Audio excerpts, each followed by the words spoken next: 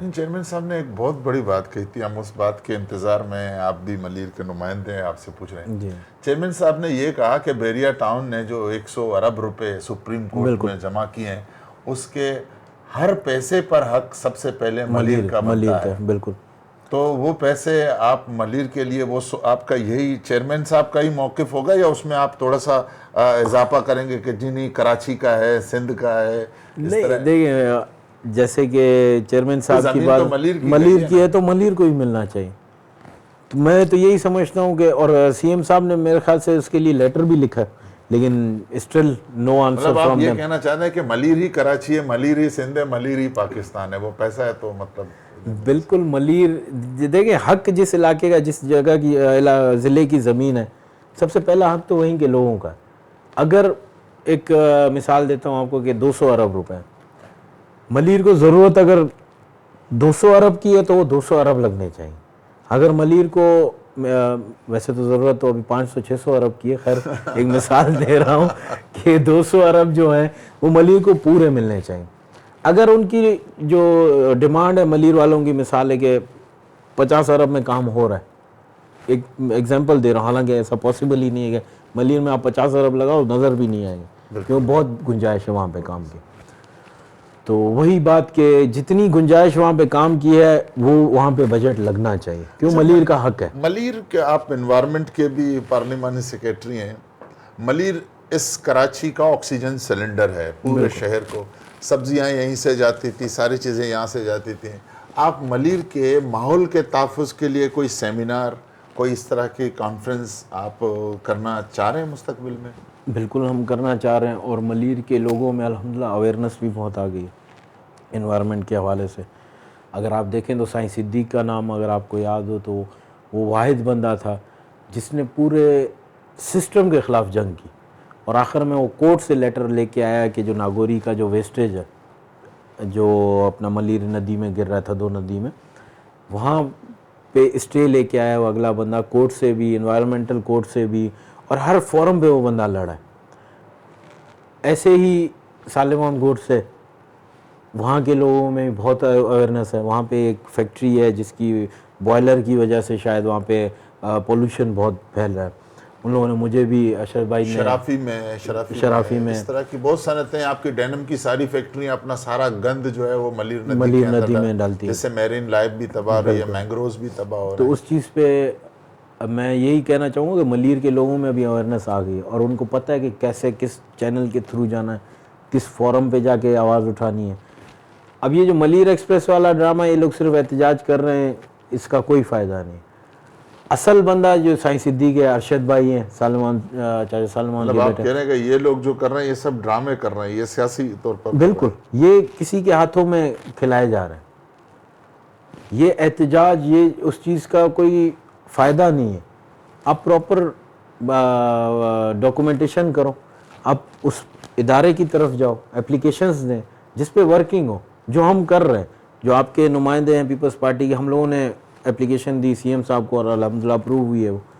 تو کام تو اس طرح ہوتا ہے, صرف شور شرابہ کرنے سے. جو دوسرے, اصل میں ملیر کو ان لوگوں نے ابھی سمجھا ہوا یتیم خانہ. جو باقی جو اینٹی پیپلز پارٹی والے ہیں نا, وہ یہ سمجھ رہے ہیں کہ پیپلز پارٹی ملیر میں اپنا حصہ کھو چکی ہے. تو یہ ان کی غلط فہمی ہے, جو یہ روڈوں پہ لا کے لوگوں کو, اور پتہ نہیں کہاں کہاں سے لوگ لے کے آ رہے ہیں. لوکل لوگ ان کے ساتھ اتنے انوالو ہی نہیں. یہ لوگ اپنی صرف باہر سے لوگ لا کے شو آف کرا رہے ہیں کہ ہمارے ساتھ ملیر کے لوگ. ملیر کے لوگ شروع سے پیپلز پارٹی کے تھے, اور انشاءاللہ تا قیامت پیپلز پارٹی کے ساتھ ہی رہے. یوسف صاحب, آپ ہمیں یہ بتائیے کہ آپ کی سیاسی زندگی میں وہ کون سے رہنما ہیں جن سے آپ نے, جن کے آپ فالوور بنے, اور جنہوں نے آپ کو بہت متاثر کیا, اور جن کی طرز پر آپ چاہتے ہیں کہ آپ بھی عوام کی خدمت کریں, سیاست کر سکیں؟ دیکھیں, سیاسی اگر اپنا تجربہ تو میرا اتنا نہیں ہے, لیکن میرا جو ویژن ہے وہ شہید ذوالفقار علی بھٹو صاحب کا ویژن, جو وہ عوام کے لیے اپنے دل میں درد رکھتے تھے. ان جیسا لیڈر ابھی تک پاکستان میں نہیں ہے. اور انہوں نے, اگر آپ, میں یہ کہوں نا کہ پاکستان ابھی تک قائم ہے, تو وہ بھٹو صاحب کی مہربانی سے قائم ہے کہ انہوں نے ایٹامک پاور بنایا.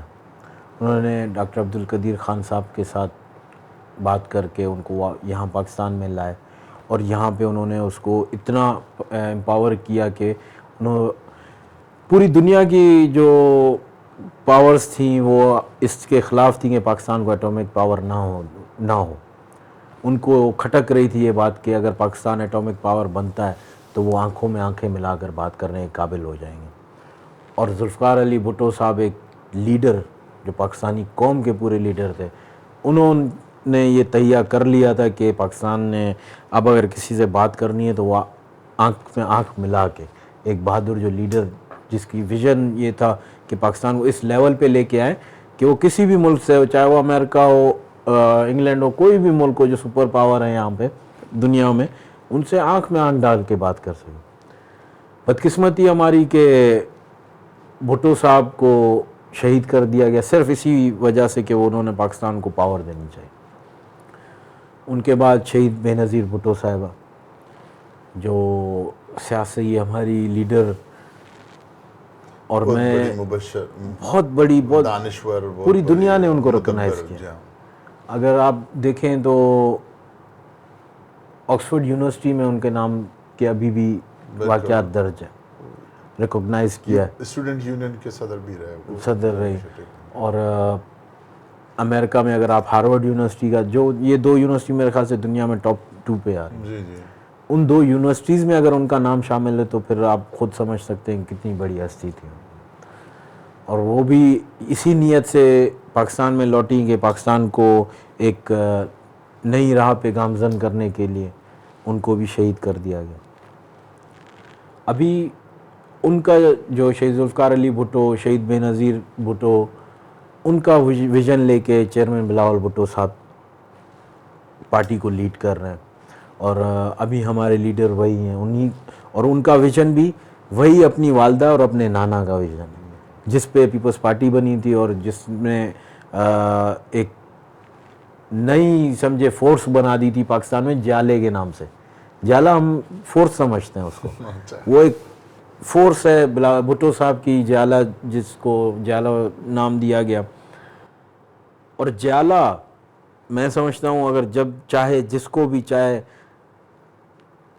چڑھا بھی سکتا ہے اقتدار پہ اور اتار بھی سکتا ہے. ابھی ہم انتظار کر رہے ہیں کہ بلاول صاحب اس شہید ذوالفقار علی بھٹو والا جو ایک پورٹ فولیو جو ان کا تھا جالے والا, وہ ابھی تک اپنا بلاول بھٹو صاحب استعمال نہیں کر رہے.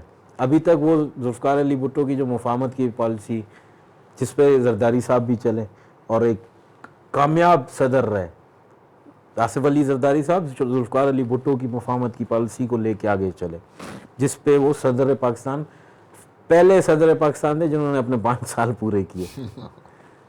کہنا نہیں چاہوں گا لیکن ذوالفقار علی بھٹو جیسا لیڈر وہ بھی کمپلیٹ نہیں کر پایا, کیونکہ اس میں تھوڑا سا وہ جالا ایکسٹرا تھا, مفاہمت تھوڑی کم تھی. زرداری صاحب نے مفاہمت کی پالیسی بڑھائی اور اسی میں 5 سال اپنے کمپلیٹ کیے. ابھی بلاول صاحب نے جس دن وہ جالے والا ایک روپ دکھا دیا, عمران خان کی کوئی اوقات نہیں ہے کہ وہ یہاں پہ ٹک سکے. اب جو اسمبلی میں جو ہوا ہے 17 تاریخ کو, بلاول صاحب نے تو کافی سخت اسٹینڈ لیا ہے, کافی سخت اسٹینڈ لیا, اور اسی اسٹینڈ کی ابھی ضرورت ہے پاکستان کو. اب دیکھیں نا اس ٹائم پہ یہ جو وزیر اعظم ابھی اپنے آپ کو نوجوان وزیر اعظم, 63 ایئرز کا وزیر اعظم کہاں سے نوجوان ہے؟ میں تو حیران ہوں کہ لوگ بول رہے ہیں عمران خان نوجوان وزیر اعظم ہے. اب وہ کاسمیٹک سرجریاں کروا کے یا میک اپ وغیرہ کروا کے وہ اپنے آپ کو اتنا بڑھا دکھاتا نہیں ہے. عمران خان 30 سال کی عمر میں لاک ہو گیا ہے.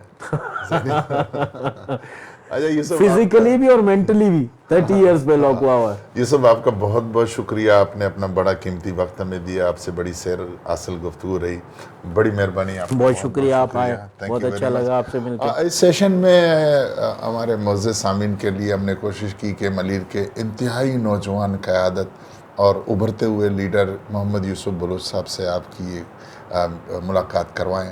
ہم اس ملاقات کتنے کامیاب ہوئے اور آپ کے لیے کتنی مفید باتیں لائیں, اس کو آپ اپنے کمنٹس کے ذریعے ہمیں بتائیں گے. اپنے میزبان عمر جان بلوچ کو پیپل اسمبلی کے ساتھ اجازت دیجیے. اپنا بہت بہت خیال رکھیں. اللہ حافظ.